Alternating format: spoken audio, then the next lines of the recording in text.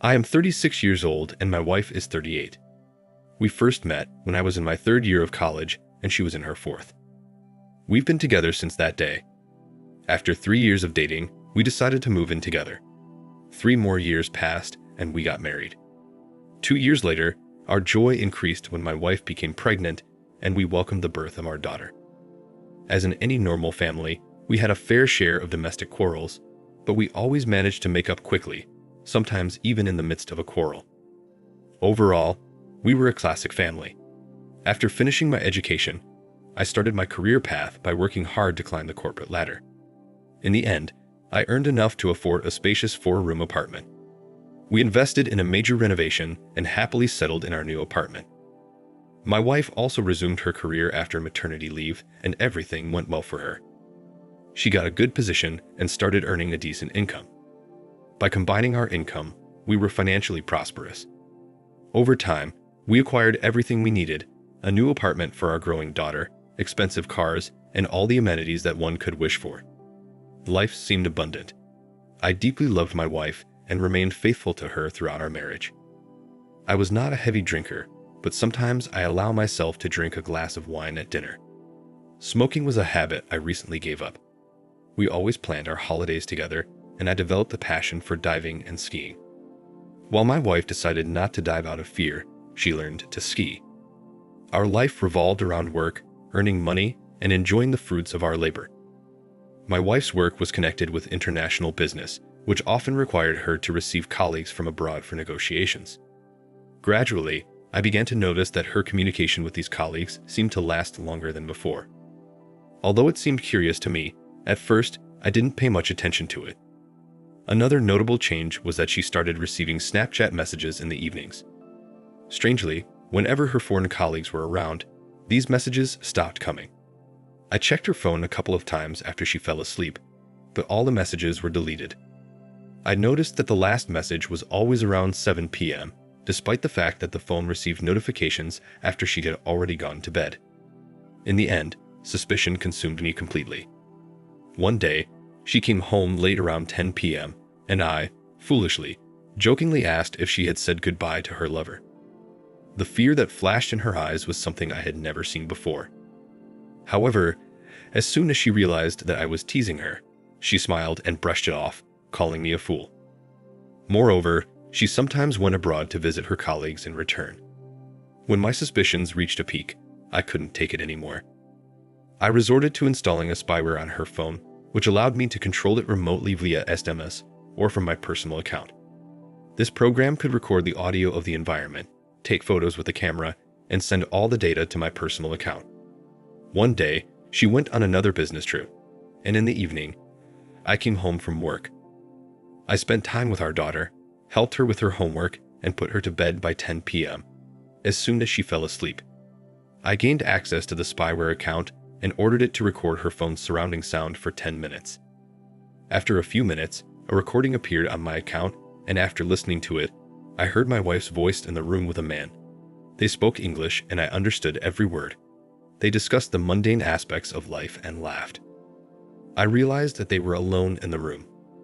Suddenly, I heard the clink of glasses in their laughter. At that moment, my heart started pounding wildly. I sent another command to record for an additional 20 minutes and take a picture of the environment. To my horror, the photo turned out to be a black square indicating that the phone was placed with the camera down. I quickly instructed the program to take a picture using the front camera. The resulting photo showed the phone lying on the bedside table in the room, a part of the headboard of the bed, and a wall lamp standing next to it. 15 minutes later, another recording appeared that made me shiver.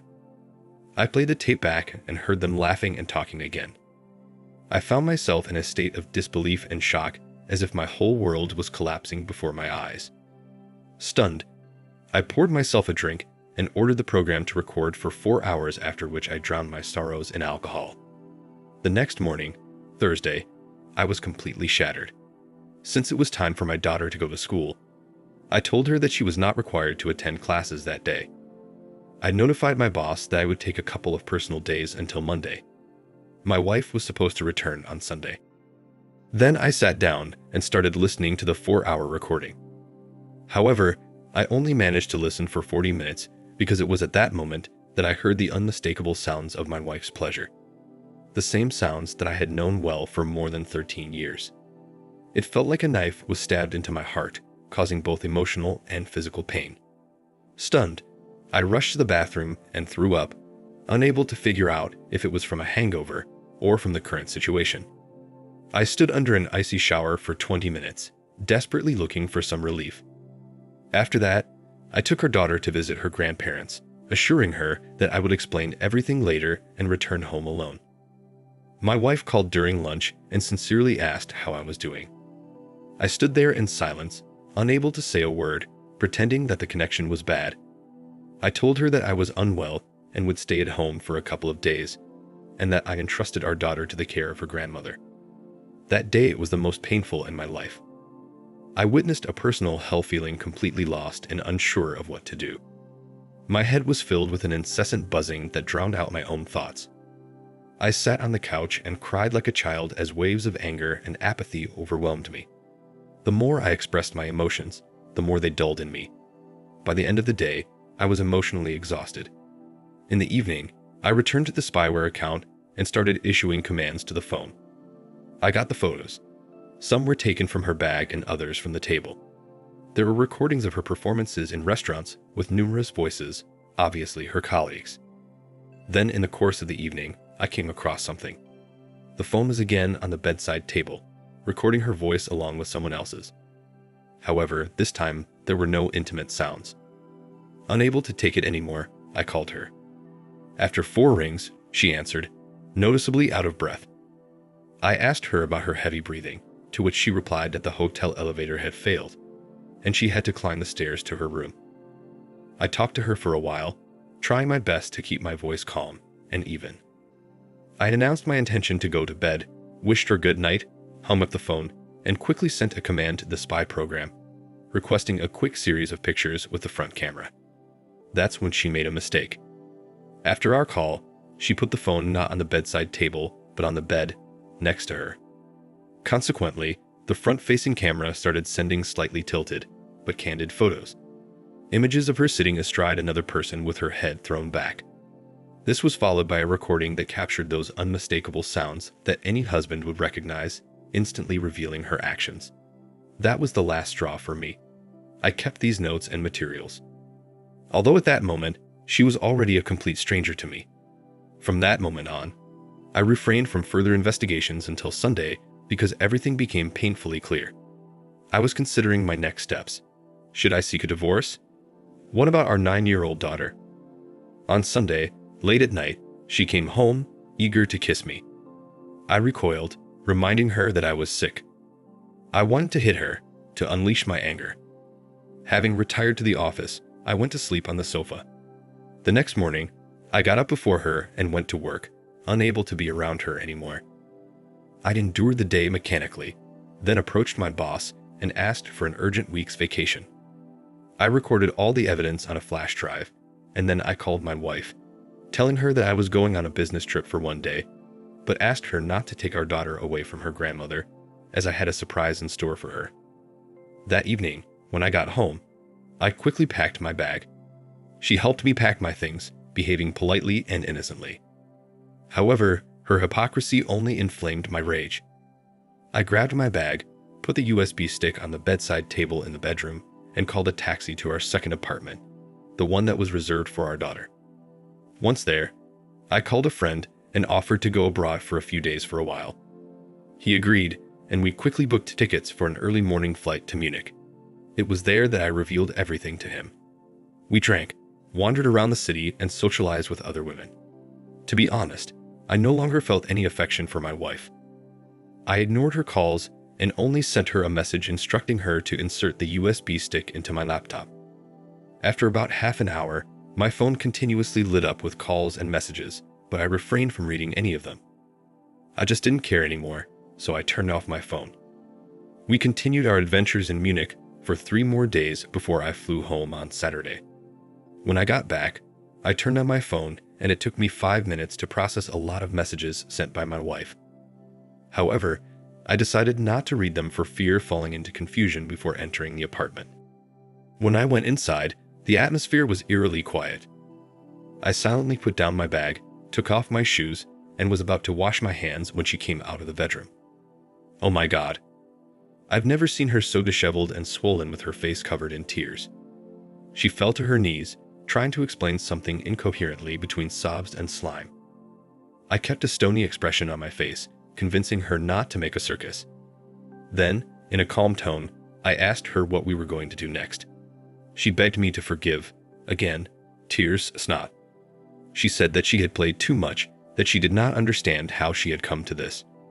She started calling herself scum, etc., but I caught myself thinking that I no longer feel pity or rage for her. She screamed that she loved and had always loved only me, and all this happened only because she got stuffed and realized during all the days that I was gone that she had broken our crystal castle with her own hand. But as they say, revenge is a dish that should be served cold. I said that now we are not husband and wife. Now we are just mom and just dad for our daughter. And we will pretend that everything is fine with us, but I will live my life and you can live yours. You're not the only one for me anymore. You're just my partner in raising a child. Maybe someday I'll change my mind, but now I'm just sick of just the thought of intimacy with her. By the way, I told her where I was and what I was doing. She said that she understood everything and was ready to endure as long as it took.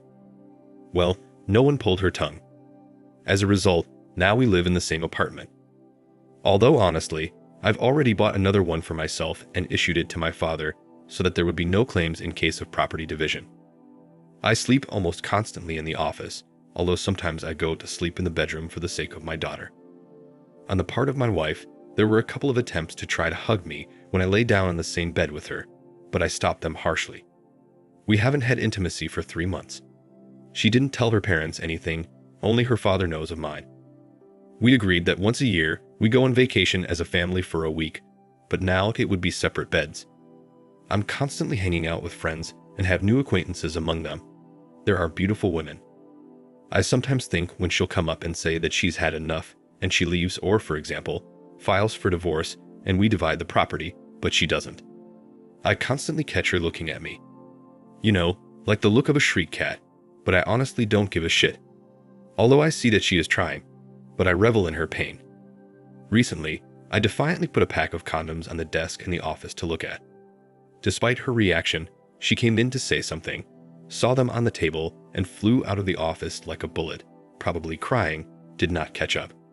She still goes to work, but she really doesn't stay late. Although honestly, I don't follow practically. Somehow, she came up and tried to explain to me that she had broken off all relations with that man except business. And it seems like at work, she will still have to communicate with him by letters or in negotiations. But she swears that she does not even approach him now. By the way, this freak also has a family. To which I told her that her relationship with sexual partners does not concern me and she is free to do what she wants. It is not necessary to report on whether she spread her legs today or not. I myself sometimes come back after midnight now or vice versa. I leave when my daughter goes to bed from Friday to Saturday, for example. Naturally, I do not limit myself in anything. If I want sex, then it will definitely take place. I come in the morning and go to the office to sleep off or to the bedroom if she is not there anymore. Nothing has changed in the home routine. I still buy groceries. I love and know how to cook. We had cleaning on the incoming housekeeper, so nothing has changed here. I have been paying for the apartment and I am still paying. Where she spends her money and whether she spends it, I don't care. Communication like loving each other is only for our daughter or her parents if they come. Although it seems to me that if I tell my mother-in-law, she will probably strangle her right in front of my eyes. I have a great relationship with my mother-in-law. She is an intelligent woman and strictly respects family values. Surely, this is another argument why the wife does not want to leave. Apparently, she is afraid of her mother. Because mom will definitely ask the question, what the hell is going on? And I'm not going to lie. In general, I mock her as much as I can and I really enjoy it. Yes, maybe I've become a monster now, but she herself gave birth to that monster. And you know what amazes me? Her perseverance and patience. It's like a red flag to a bull for me. I wonder how much more she can take. And please don't start with the whole, she's the mother of your child, blah blah blah. What she was giving herself to that jerk, she didn't care much about that. For half a year, going on business trips or spreading her legs in this city without thinking about our daughter or her husband. No comment. Every time I feel like my armor will crack, I remember that day, what I felt back then, and it eases me. I become stone again. So this is how I live now. Everything is fine with our daughter. We are great parents, and I still help her with her lessons in the evenings. Our mutual friends know nothing. Maybe, when I get tired of tormenting her or realize that enough is enough, I'll switch off the bastard mode and have a talk with her. But not now. Not now. Thank you for watching. Like, comment, and subscribe if you enjoyed the video. Until next time, I'll see you again. Take care.